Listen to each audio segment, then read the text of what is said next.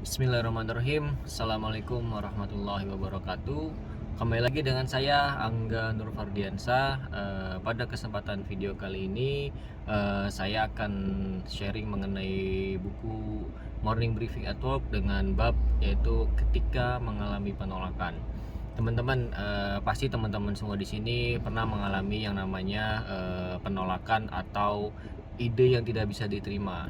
Jangan khawatir teman-teman, karena ada kutipan yang sangat bagus menurut saya, yaitu jika satu pintu tertutup, masih ada banyak pintu lain yang terbuka lebar bagi kita.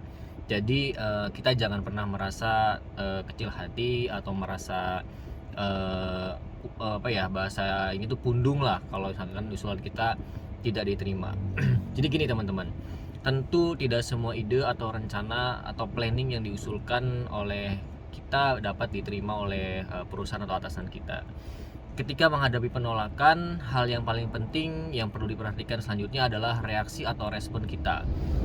Seharusnya kita tidak patah semangat untuk mencoba lagi rencana atau ide yang lebih baik lagi yang kita ajukan. Ada 3 respon sikap positif yang bisa kita lakukan ketika mengalami penolakan.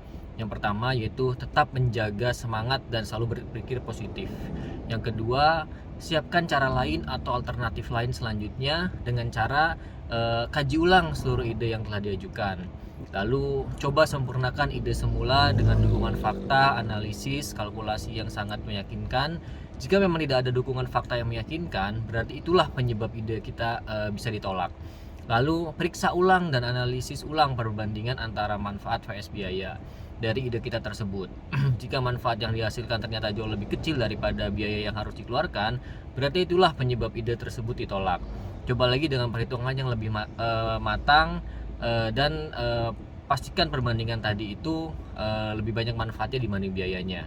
Lalu coba berpikir lagi dengan cara berbeda dan temukan ide-ide atau cara lain yang jauh lebih baik. Jika menemukan beberapa ide yang jauh lebih baik, itu saatnya mengajukan kembali temuan baru ide tersebut.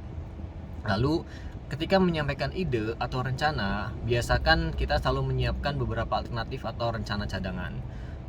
Biasakan diri kita untuk menyiapkan berbagai jawaban terhadap berbagai kemungkinan pertanyaan yang akan dilontarkan oleh atasan kita atau terhadap ide yang kita ajukan. Biasakan ide ditolak, biasanya ide yang ditolak karena sang pemberi ide tidak bisa meyakinkan yang diberikan usulan. Lalu pikirkan berbagai jawaban terhadap berbagai kemungkinan pertanyaan dengan cara menggali jawaban dari format pertanyaan 5W plus 1H. Yang ketiga yaitu bila telah merasa siap dengan ide dan usulan rencana yang sudah ditata ulang, saatnya bersiap-siap untuk mengajukan kembali rencana, ide atau usulan yang lebih baik tersebut. Persiapkan presentasi dengan baik dan waktu yang tepat untuk mempresentasikannya. Oke, yang berikutnya teman-teman yaitu tips mempresentasikan atau mengajukan ide yang efektif kepada atasan atau pada perusahaan. Yang pertama, persiapkan waktu yang tepat untuk presentasi. Jangan sembarangan waktu mengajukan usulan. Misalnya waktu berpapasan di koridor atau pada saat pertemuan yang tidak tidak formal atau hanya sekedar pertemuan biasa.